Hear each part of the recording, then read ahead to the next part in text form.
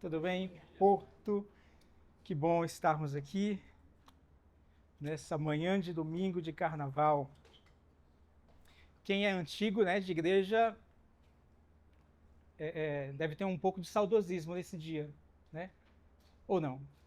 Eu sou muito saudosista nesse dia, porque eu sempre lembro dos acampamentos, retiros de carnaval. Putz, era muito bom. Quem já participou? Meu Deus, era bom demais. Nossa. Se tem uma coisa que eu tenho saudade da minha época de crente, era essa época de retiro de carnaval. Rapaz, o negócio era muito bom mesmo. Uma hora dessa, esse copo não é seu, não? Ah, nossa. Ó, rapaz, obrigado. Pensei que era só do Maio esse aqui. Deixa eu ver. 15 para as 11, o pessoal estava ainda no culto de domingo, do retiro, todo mundo com muito sono, torcendo para o culto acabar, para ir logo para o almoço, para jogar futebol, para jogar baralho, dominó. Cara, era muito bom, velho. Putz, era muito bom. Acabou, né? As igrejas deixaram de fazer isso. Virou comércio.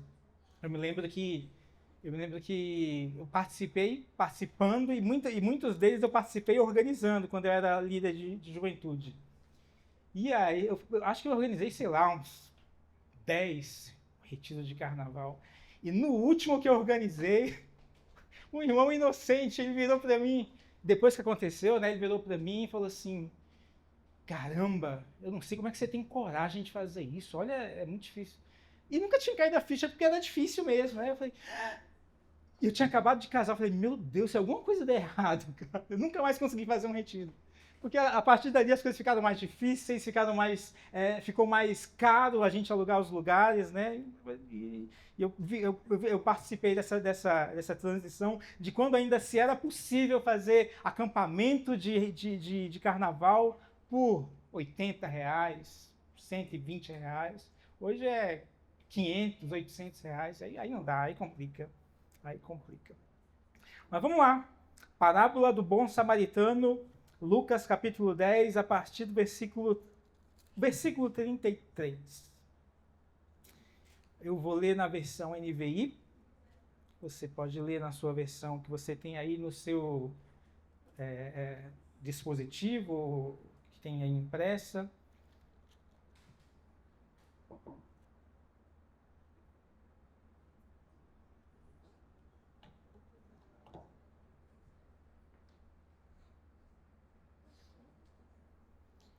Fazer o seguinte, a gente já está, nesse mês de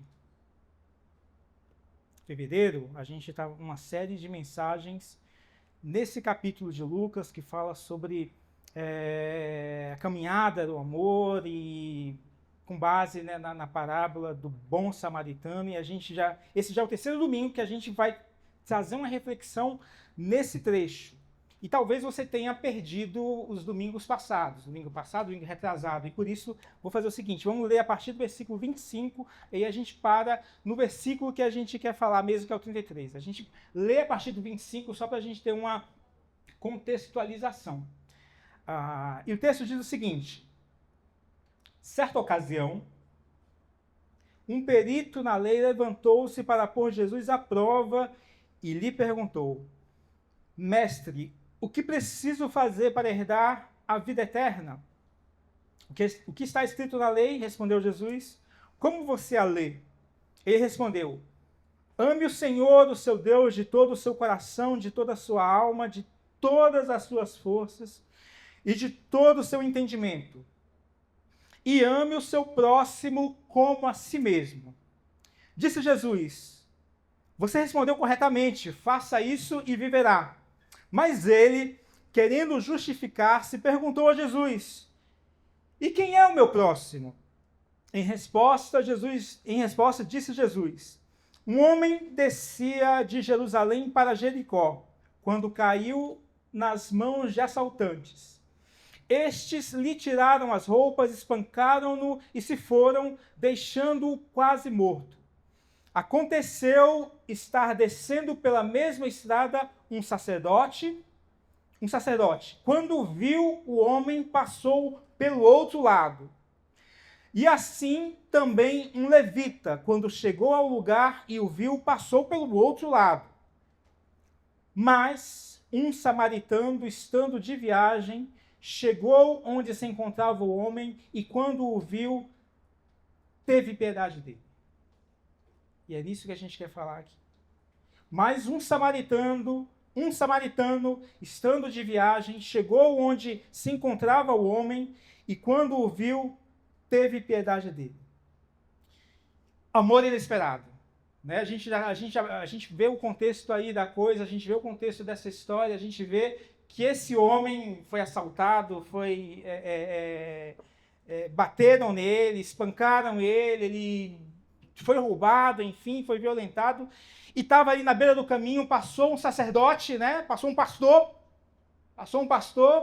e o pastor no caminho da igreja, lá com a mensagem preparada e preocupado em pregar, e cheio de amor no coração, né? Entre aspas, cheio de palavras na língua, na ponta da língua, o pastor indo para a igreja, passou ao largo. E passou um levita, passou um ministro de louvor, cheio de adoração no coração e tal, e cheio de expressões de louvor, de amor. Mas o levita, o ministro de louvor, também passou assim, de longe. Sabe quando a pessoa desvia? Sabe aquela pessoa assim que você há muito tempo está te devendo uma coisa, tem alguma coisa, de repente, de constrangimento com você, e quando você vê lá na ponta, lá na rua, você percebe que ele atravessa a rua para não se encontrar com você. Mais ou menos isso. Mais ou menos isso. Os religiosos fizeram isso. O pastorzão fez isso. O levita, o ministro de louvor, fez isso. Mas um samaritano, estando de viagem, chegou onde se encontrava o homem e, quando viu, teve piedade dele. Amor inesperado. O que era esperado? O que há de se esperar? É que o homem da religião, é que os homens de Deus, digamos assim, iam acolher, os homens de Deus iam abraçar, iam socorrer. O amor inesperado é esse amor do samaritano aqui, é esse socorro do samaritano, de quem eu vou falar mais na frente, era inimigo desse homem, e ele foi, acolheu, tratou, deixou esse homem na hospedaria, deu dinheiro para o cara da hospedaria, olha, trata desse cara aqui, cuida dele, o que for necessário gastar, gasta, que na minha volta, sabe que na volta eu compro? Mas ele ia cumprir, na volta ele ia voltar por ali, ia dar o dinheiro necessário que o cara lá da hospedaria eventualmente gastasse a mais. Amor inesperado. Às vezes, interessante isso, né? Às vezes Deus se aproxima por quem a gente evita. E nesse contexto aqui, esse homem que foi assaltado, ele evitava o samaritano. Ele evitava pessoas de Samaria, do outro reino, do outro lado, desse outro contexto. Mais um samaritano. E o que era um samaritano? Todos nós sabemos o que era um samaritano, mas eu vou só relembrar. Coisa assim de mais ou menos 1000 anos antes de Cristo, 1000 anos antes desse acontecimento aqui, dessa conversa de Jesus, lá na época do Velho Testamento, o reino de Israel era um reino unido, composto ali pelas 12 tribos de Israel, né? Tinha lá a tribo de Judá, Benjamim, tal, e formavam todos um reino. E aí a gente teve, vocês sabem também, os 3 grandes reis de Israel, do Reino Unido de Israel, unido com as 12 tribos, né? Quem foram esses reis? Saul, depois de Saul, Davi, e depois de Davi, Salomão. Só que quando Salomão morreu, o que aconteceu? O reino se dividiu. A gente teve a partir daí o Reino do Norte e o Reino do Sul. O Reino do Sul teve como capital, que cidade? Jerusalém. Muito bem. Jerusalém. Isso aí valia 1 ponto. Agora valendo 2 pontos. E o Reino do Norte tinha qual capital? Não pode, pastor. O pastor já sabe. Qual era a capital do Reino do Norte? Brasília. Quase. Rima com Brasília. Samaria, isso aí, todo mundo sabe muito bem. O Reino do Norte tinha como capital Samaria. Então a gente tinha o Reino do Sul, tendo como capital Jerusalém, e o Reino do Norte tendo como capital Samaria. E a partir dessa divisão, a gente tem toda uma história de contendas. O reino dividido, o Reino do Norte, o Reino do Sul, Samaria sendo a capital do Reino do Norte, Jerusalém sendo a capital do Reino do Sul. E neste contexto de reino dividido, vários acontecimentos políticos, religiosos, sociais contribuíram para tornar esses dois reinos rivais mais inimigos ainda. E o clima de ódio entre os dois povos só aumentava. E aquilo que começou há 1000 anos atrás só se intensificou. Só se intensificou, chegando ao ápice do ódio na época de Jesus. Deixa eu beber. Eu nunca bebi num copo desse. Sinta a unção. Eita glória! Rapaz, é bom. É água? É água. Se fosse Coca-Cola, era melhor, hein, Neri? Da próxima, Coca-Cola seria melhor. A unção ia ser mais fogo. E aí? Zero não. E esse clima de ódio só se intensificou, só se aumentava, chegando então ao ápice do ódio, da rivalidade, justamente na época de Jesus. Imagina os judeus e os palestinos hoje. Pior. Imagina petistas e bolsonaristas hoje. Pior. Imagina judeus e nazistas. Pior. A rivalidade entre judeus e samaritanos era algo muito intenso, era algo muito forte, era algo muito visceral. De tal forma que, se para um judeu, se um judeu precisasse ir para, sei lá, Águas Claras. O judeu precisava ir para Águas Claras, mas entre Águas Claras tinha uma terra de samaritano, passava por Goiânia, dava essa volta toda, porque ele não suportava samaritano. Eles não se tragavam, eles não conviviam, eles não tinham relacionamento, eles se evitavam, eles se odiavam. Simplesmente isso. E é por isso, é nesse contexto que Jesus conta essa parábola, falando de um ato de amor entre pessoas que historicamente eram visceralmente inimigas. Um amor inesperado. E esse tema de amor inesperado, ele é muito significativo. Por que ele é muito significativo? Porque o próprio amor de Deus é inesperado para o ser humano. O amor de Deus é inesperado para o ser humano. A ideia de Deus nos amar é absolutamente anormal. Ah, Daniel, eu ouço isso todo dia. Deus te ama, e isso já faz parte do meu dia a dia. Ok, a palavra já está aí, você já internalizou, mas a ideia, o conceito de Deus amar o ser humano é absolutamente anormal, não é comum. E nisso o cristianismo inova.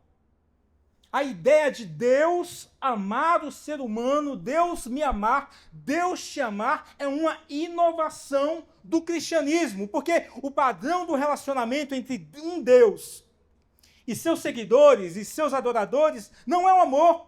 O padrão do relacionamento entre Deus e seus adoradores, isso em qualquer cultura, isso em qualquer tempo, não é o amor, mas é o serviço, é a obediência, é a submissão, é o temor, é o favor de vez em quando, é o sacrifício, é a penitência, é a figura do divino intocável lá em cima, imóvel, distante, frio, apático, impassível, que não sofre, totalmente isolado, distante, longe.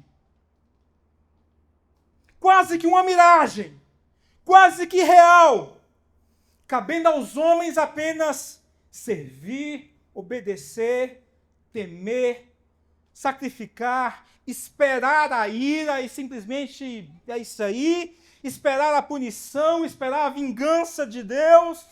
Essa é a figura tradicional do divino. Por isso que a gente fala, por isso que eu falo, Deus nos amar é absolutamente inesperado. Até porque não existe nada. Eu ia falar uma besteira aqui. Até porque nós não somos merecedores do amor de Deus. Aí vem o cristianismo e inova, apresentando um Deus presente, um Deus que sente, um Deus que sofre, um Deus que serve, um Deus que se doa, um Deus que se entrega, um Deus que ama. A gente ouve isso todo dia e a gente acaba normalizando a coisa. Mas, meu irmão, isso não é normal. No relacionamento entre o homem, uma mulher e Deus, não é normal o homem e mulher ser amado por Deus. Não é. Nenhuma cultura, nenhum tempo isso é normal. E um Deus que ama tanto, mas que ama tanto, que abre mão de seus atributos divinos para se aproximar da gente, para estar junto, para estar aqui. Que por amor abre mão da sua majestade, da sua glória, do seu poder, para socorrer filhos perdidos. Isso não é normal. Isso deve soar nos nossos ouvidos assim de uma forma chocante e de forma absurda. Como assim Deus me ama? Que história é essa? E apesar de sermos ministrados quase diariamente sobre o amor de Deus, sobre a sua misericórdia, sobre a sua graça, lá no inconsciente, sem perceber, guardamos memórias, desejos, emoções, padrões de um Deus distante, frio e intocável.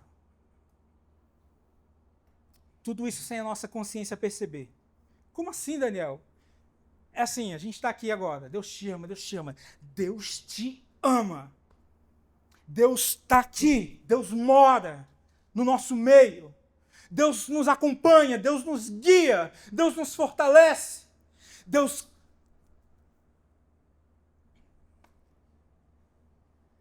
enxuga nossas lágrimas. Deus nos ampara em seu peito. Deus nos leva no colo muitas vezes. E a gente é ministrado disso. A gente é ministrado com essas palavras quase que todos os domingos.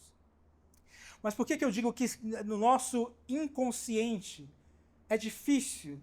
Porque no nosso inconsciente sempre traz à tona a imagem tradicional de Deus, a imagem do Deus distante. Porque a gente está sendo ministrado aqui hoje. Amanhã a gente já duvida do amor de Deus. Ouvimos no domingo uma palavra poderosa sobre graça, sobre misericórdia, e já na segunda-feira, já na terça-feira, a gente quer comprar o favor de Deus, a gente quer trocar o favor de Deus. Né? A gente, não, é graça, é graça, é graça, é graça. Aí você já se vê lá na quarta-feira, meu Deus, o que eu posso fazer para Deus atender o meu pedido? A gente está falando de graça. E a gente vem e é ministrado sobre o amor de Deus, e Deus me ama, e Deus te ama, e Deus está aqui. Aí, de repente, lá na sexta-feira, acontece alguma coisa, e você olha para os lados e fala, meu Deus, eu estou sozinho. Ninguém me ama, ninguém me quer, ninguém me ajuda, eu estou absolutamente sozinho. É o inconsciente do Deus, da figura tradicional de Deus, mexendo com os nossos sentimentos,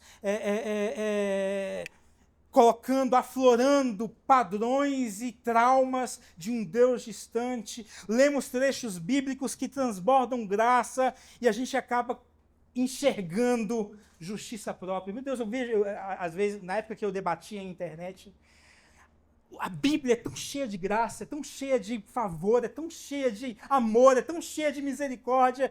E aí, quando você ia... Na época que eu debatia, eu não faço mais isso. Daqui a pouco eu volto, quando dá uma recaída. E aí você vê as pessoas, os web crentes, as pessoas que falam de teologia, cheias de uma justiça própria, de comprar o favor. Não, você tem que fazer, você tem que provar, você tem que sacrificar, você tem que ser provado, você tem que passar na prova. Meu Deus, e é uma completa falta de conexão. Isso só prova, meu irmão, de que, na prática, o amor de Deus continua sendo improvável para a gente. O amor de Deus continua sendo algo muito absurdo. O amor de Deus é algo que nós ainda precisamos viver. O amor de Deus é algo que a gente ainda precisa conceber completamente. E eu quero te convidar, nessa manhã, de uma vez por todas, contra todo o tradicionalismo, contra toda superstição evangélica, contra toda crendice, contra toda pregação de efeito da internet que a gente ouve por aí, contra toda culpa do pecado, contra toda mácula que você pode estar tentando se livrar e não consegue. Eu queria ministrar nessa manhã, em primeiro lugar, olha, Deus te ama. Deus te ama e esse é um amor improvável, inusitado, que você precisa aceitar. E aí tem um grande problema.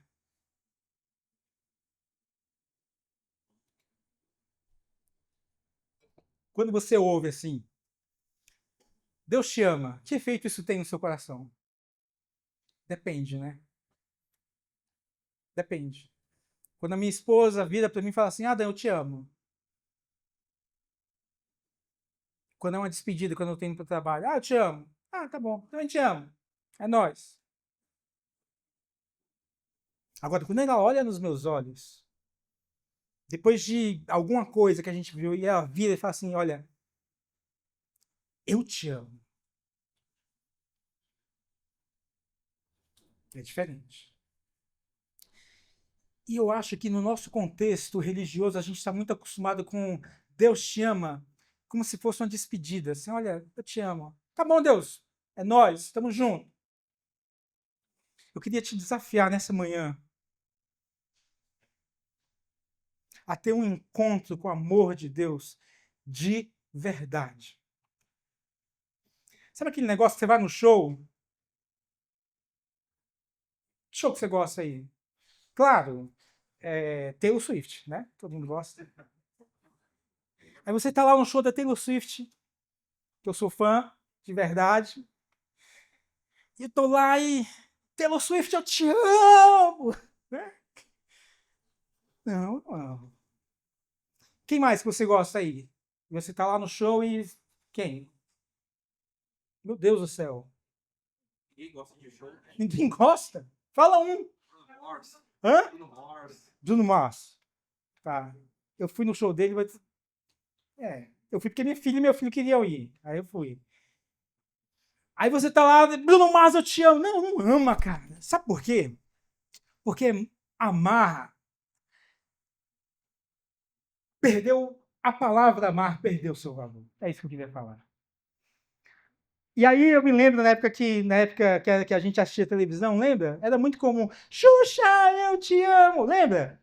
Meu Deus do céu. Você não ama. E aí, de repente, você vira ali, está conversando com as suas amigas e fala, olha, eu amo meu sapato vermelho. Quem faz isso? Ninguém.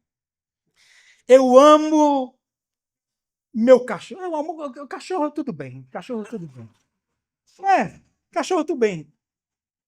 Mas a questão é, quando você para pensar no significado da palavra amar, o que está envolvido na palavra amar, toda devoção, toda atenção, todo investimento de tempo, toda renúncia, todo sacrifício, todo serviço que está envolvido na palavra amar, todo cuidado. Quando você vira para uma pessoa, quando eu viro para minha esposa e falo assim, olha, Lisa, eu te amo. E não é aquele eu te amo de quando eu estou indo trabalhar, Lisa. Eu te amo. E nesse eu te amo está envolvido cuidado, está envolvido investimento de tempo, está envolvido renúncia, está envolvido um monte de coisa. a gente vai perceber que amar só pode, isso é uma palavra que só pode estar vinculada à vida, a coisas, a pessoas. Talvez até um animal, porque é um ser vivo. Mas nunca a coisa. É justamente por isso que a Bíblia diz que o que é o princípio do mal? O amor ao quê? Ao dinheiro. Não simplesmente ao dinheiro em si, mas o amor a coisas é o princípio de todo mal. E você pode até falar assim, eu amo tudo que eu tenho. Está errado. Você precisa amar não tudo que você tem. Porque o que merece amor são pessoas, são vidas. E é por isso que quando esse homem pergunta para Jesus, como que eu faço para ter uma vida plena? Ame a Deus e ame pessoas. E hoje parece que as coisas, a palavra perdeu o seu valor. Hoje a gente gosta muito de uma coisa, a gente fala, eu amo o meu sapato vermelho. Eu amo meu terno. Eu amo minha casa. Eu amo meu emprego. Eu amo.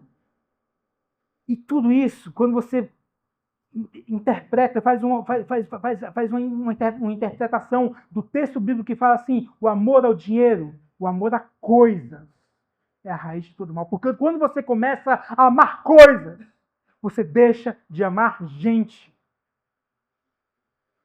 Quando você começa a amar coisas, as coisas ficam na frente de pessoas. E o resumo de todo o evangelho é: ame a Deus e ame pessoas. Ame gente. Ame o seu próximo. E aí, quando a gente começa a perder o significado das pessoas, perder o significado das palavras, as palavras são dinâmicas, e a gente vê isso acontecer com várias palavras. Por exemplo, se eu falar assim, olha, sei lá,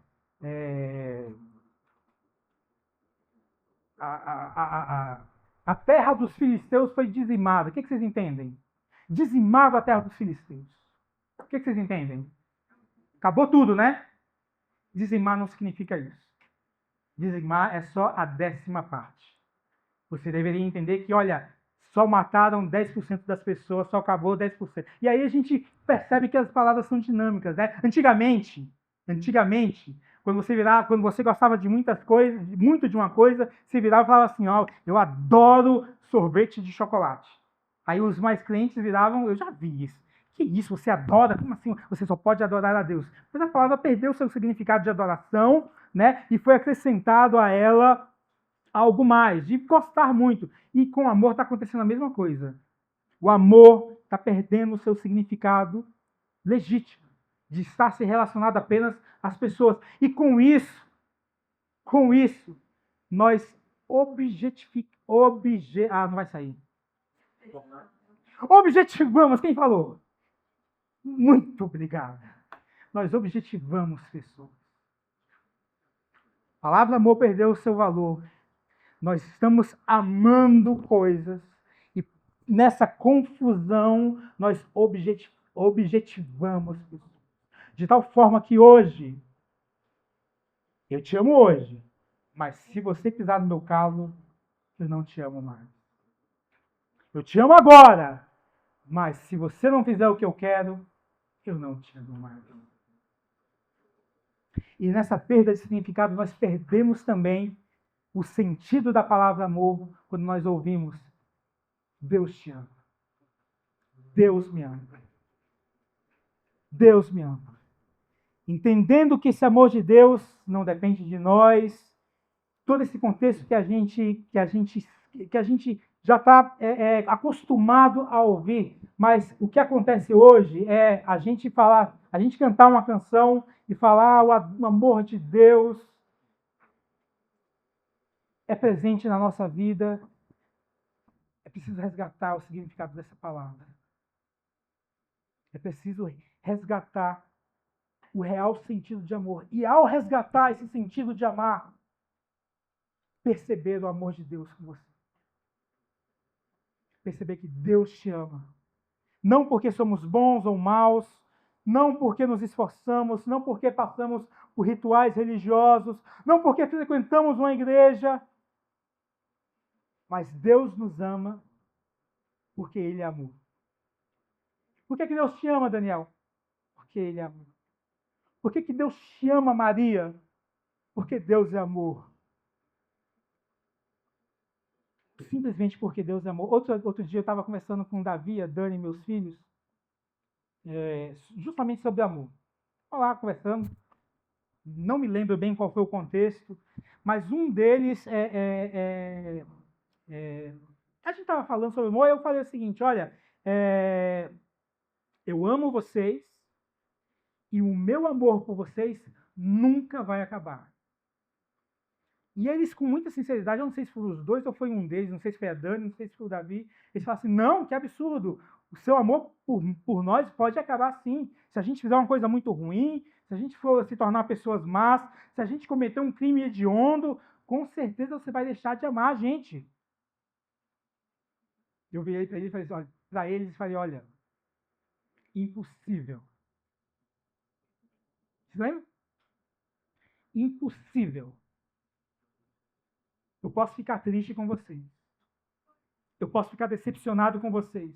Eu posso ficar envergonhado por vocês. Eu posso ficar irado com vocês. Mas independente do sentimento que vocês despertem em mim, independente de qualquer coisa, o amor vai permanecer.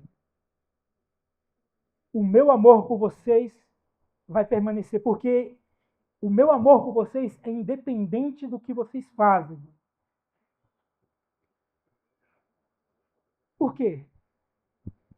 Porque a essência da minha paternidade é o amor. Preste atenção nisso.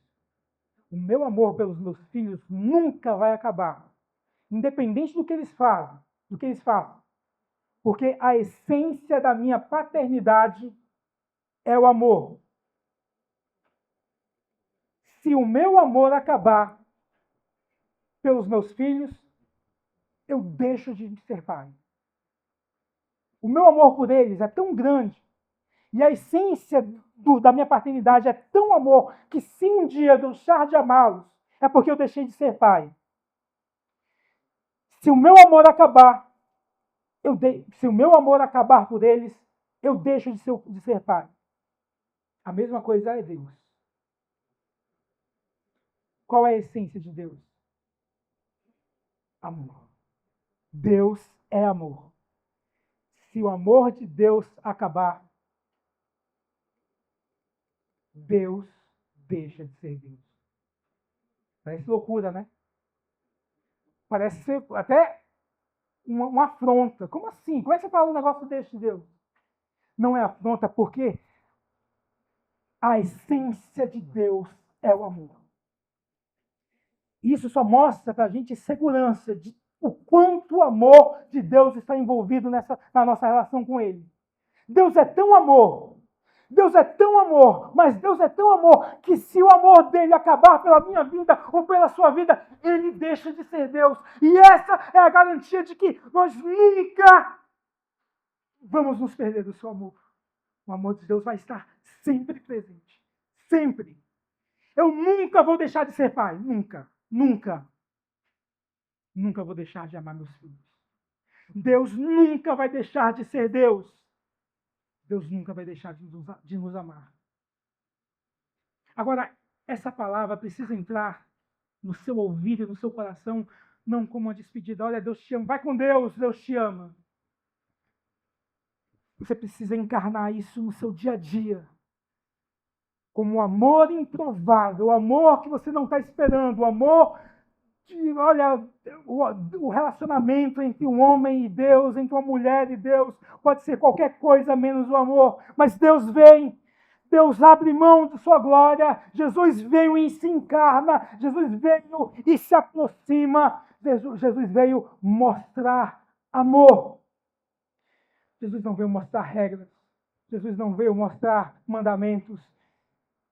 Mandamento é uma forma ultrapassada mandamento é uma forma ultrapassada de falar de amor.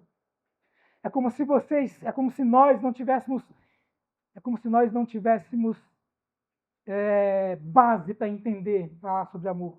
Mas aí com Jesus veio, encarnou, viveu amor, demonstrou amor, morreu, amou ao ponto de morrer. E isso foi o ápice da demonstração de amor que alguém poderia fazer. E aí é como se a gente tivesse preparado. Não, agora vocês entendem o que é amar. Então, olha, sabe todos os mandamentos?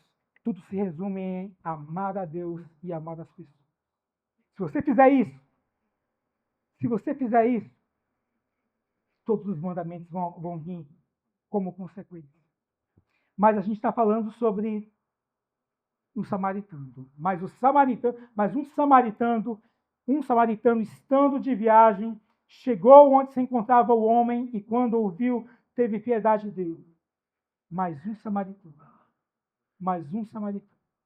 Depois que a gente percebe o amor de Deus na nossa vida, depois que a gente entende o amor de Deus, depois que a gente se permite ser amado por Deus, nós conseguimos amar o próximo, amar o samaritano. Agora é interessante a gente entender essa questão do samaritano. A relação judeu e samaritano, talvez a coisa que mais falasse, a coisa que mais chamasse atenção,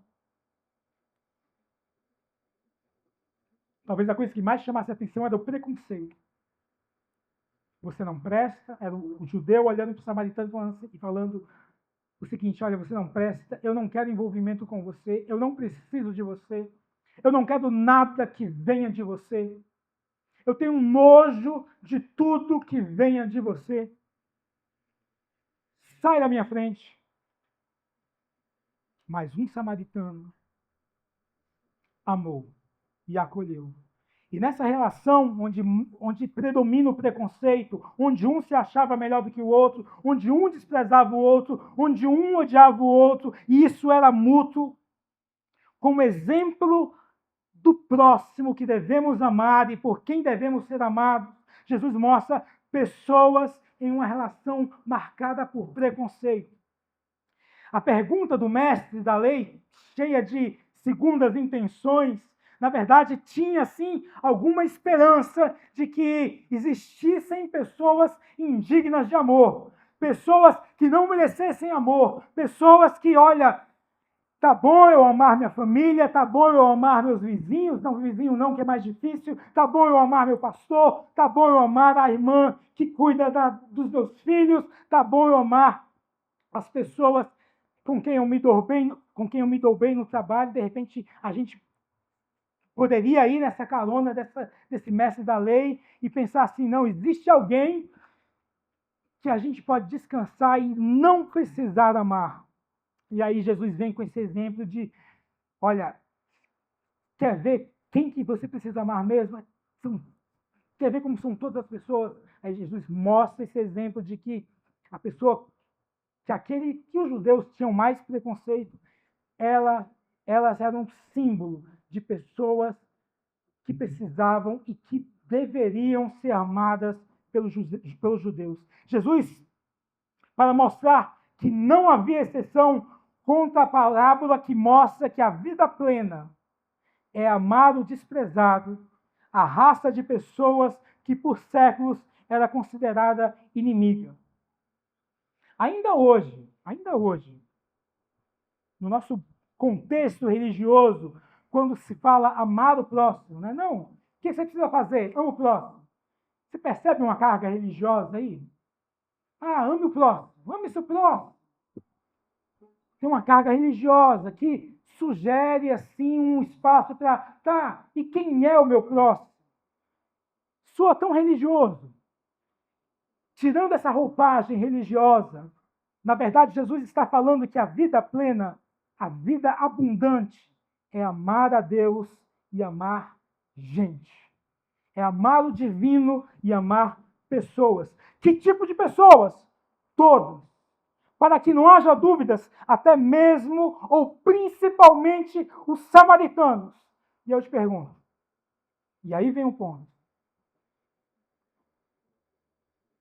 Quem são os seus samaritanos?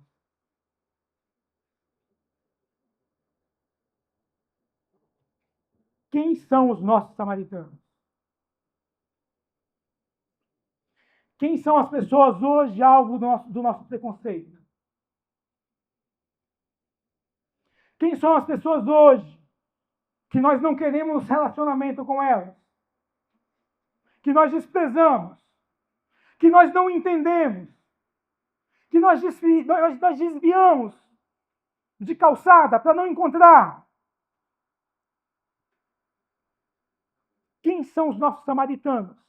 Pois bem, o desafio do Evangelho é perceber humanidade nos meus samaritanos pessoais. O desafio do Evangelho é perceber gente por trás de toda a capa de preconceito que eu tenho para algumas pessoas. O desafio do Evangelho é perceber que, olhando para além dos meus preconceitos, existe um ser humano em quem eu não gosto.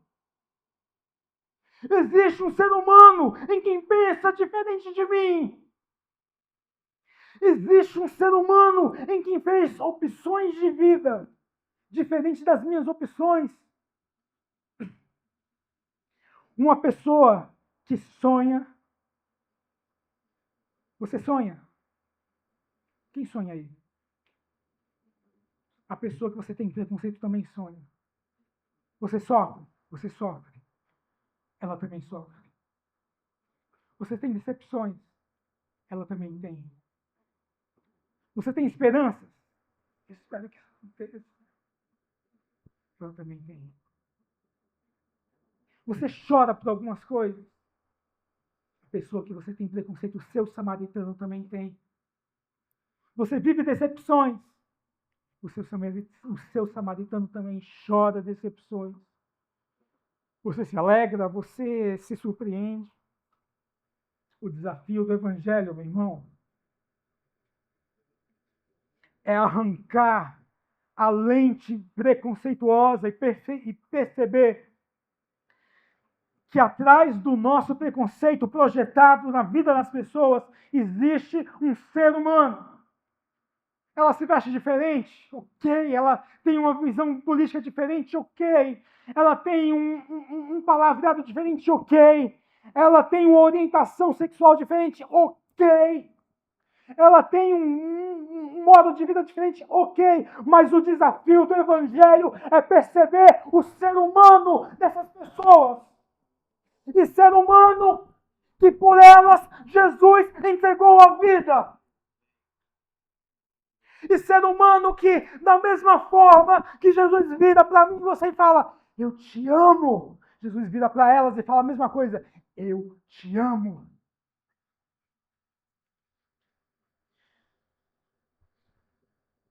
Ok, Daniel, bonito, maravilhoso, mas por que eu tenho que amar?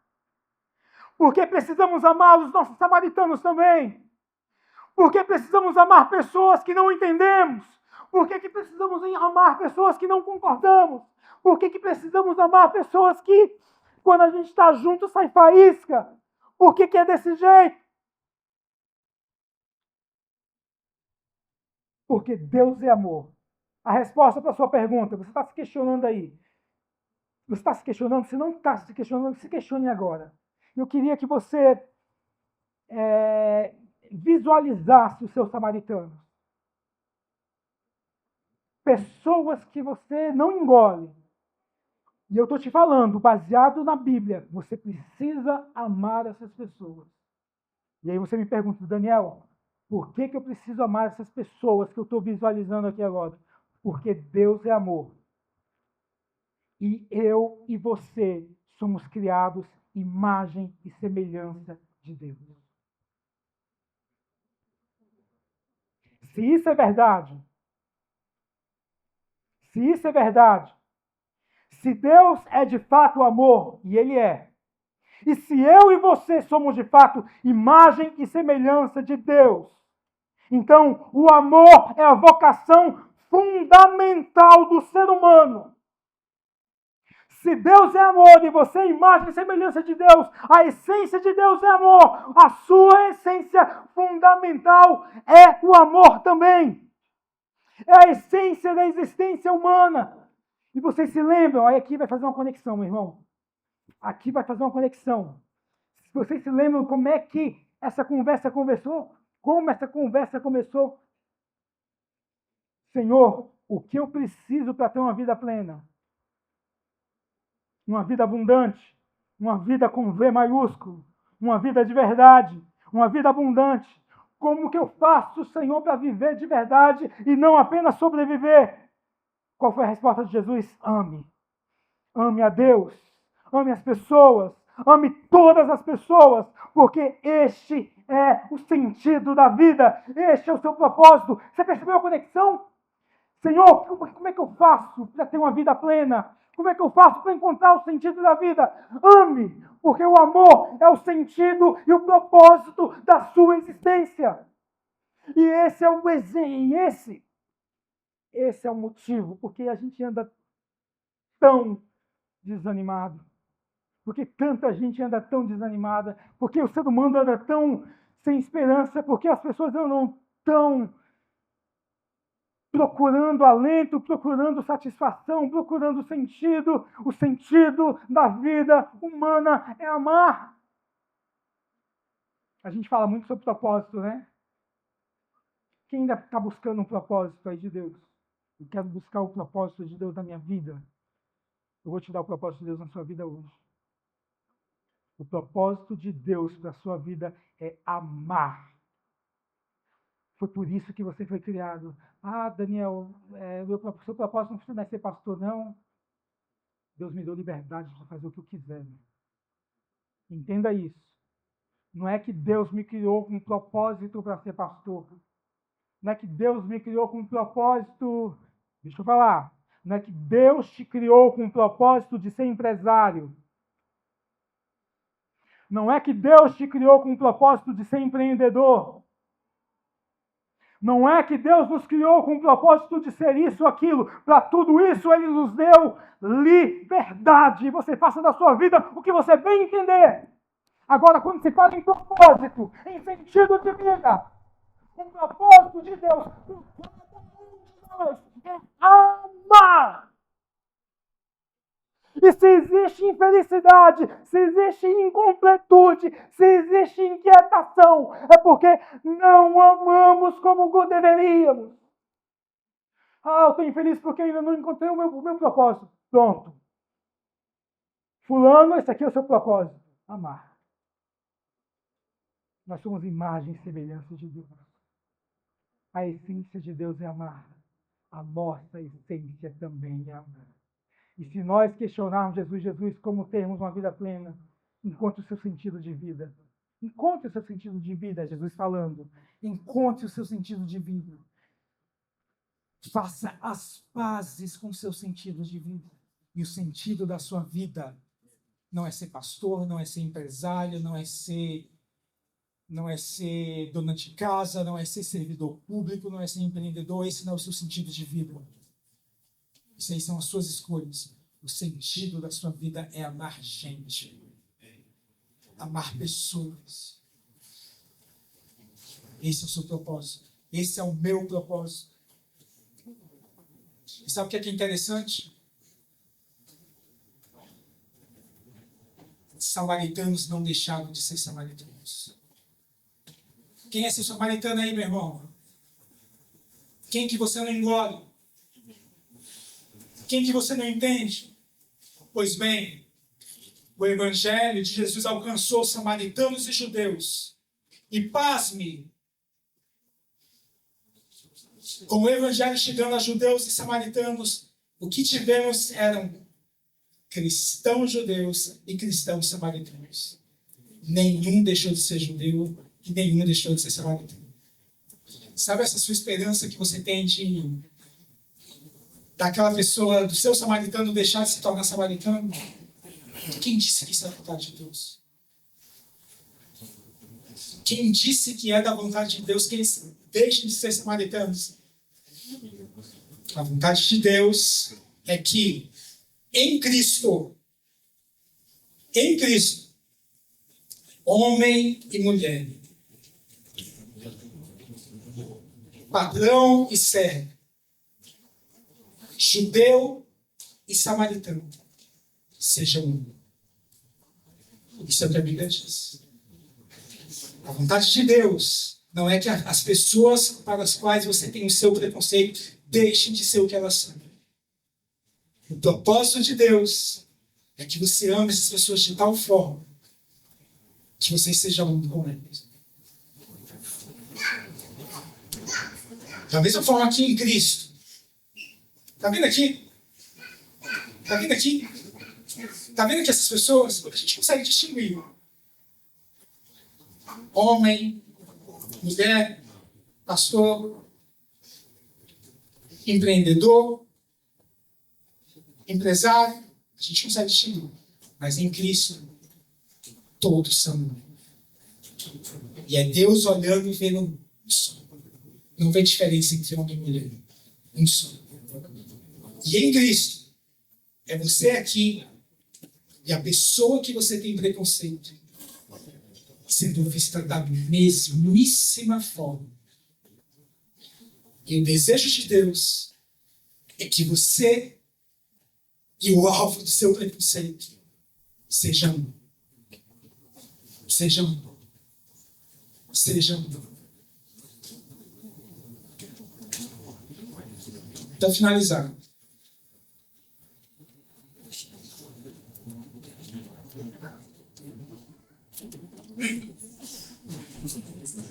Para finalizar, mas um samaritano.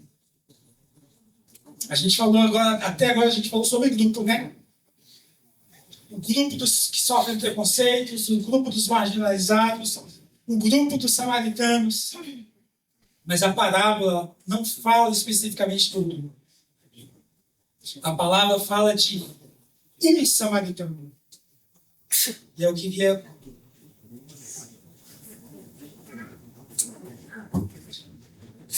eu acredito que existe um samaritano na sua vida.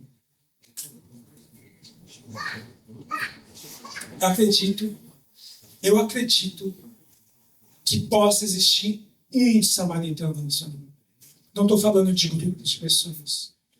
Não estou falando de distinção de tipos de pessoas. Mas eu estou falando de um samaritano que você feriu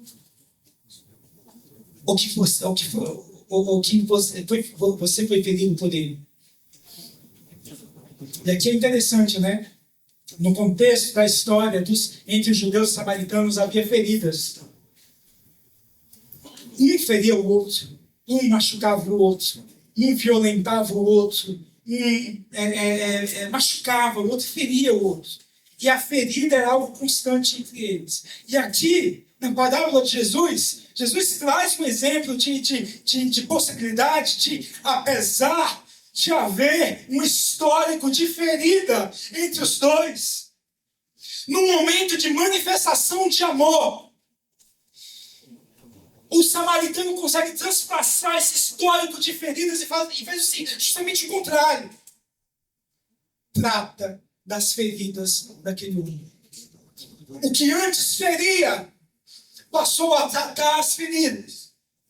E é esse tipo de amor que o Evangelho nos desafia a viver. Eu tenho absoluta certeza. Existe um samaritano na sua vida.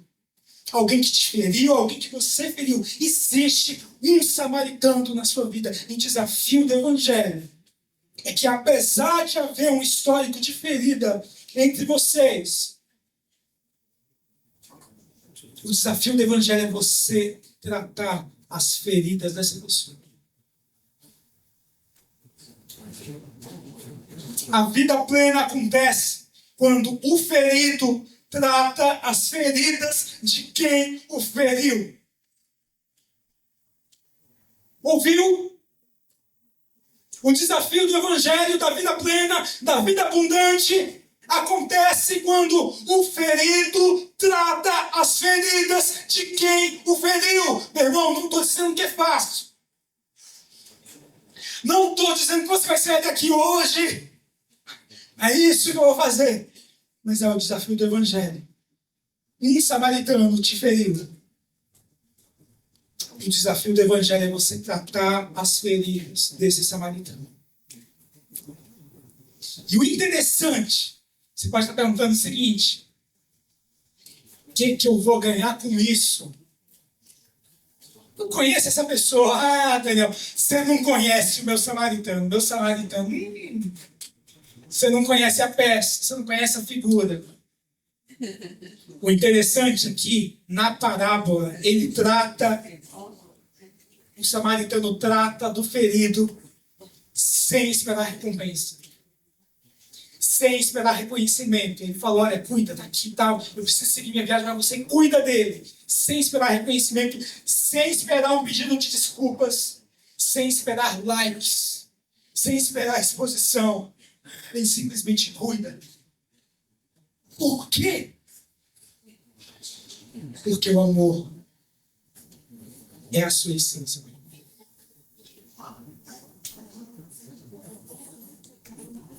Por quê?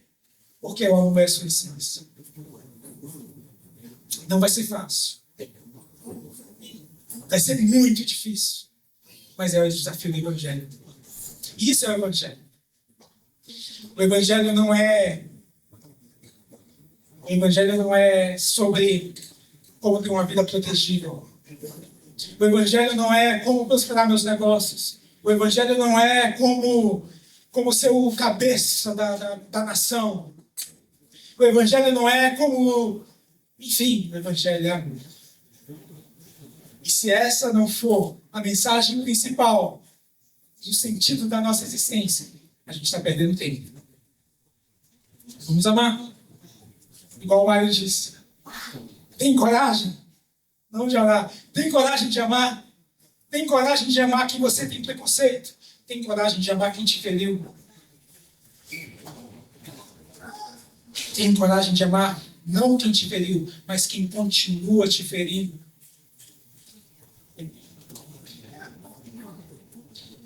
Senhor, nós ouvimos a Tua palavra nessa manhã, mas nós te pedimos, em nome de Jesus, ministra-nos o Teu agir, a Tua coragem, a Tua renovação, a Tua visão de mundo renovada na vida dos meus irmãos, Pai amado.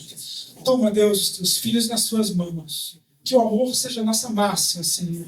Que o amor seja de fato a essência da nossa existência, não apenas na teoria, mas de fato, de direito, de prática, Senhor. Que nós sejamos conhecidos, a Deus, não como um povo preguento, não como um povo que fala de milagres, não como um povo que se reúne todo domingo, não como um povo que canta músicas na igreja, não como um povo que lê a Bíblia, não como um povo que é esquisito. Que sejamos conhecidos como um povo que ama indistintamente, Pai. Em nome de Jesus. Amém.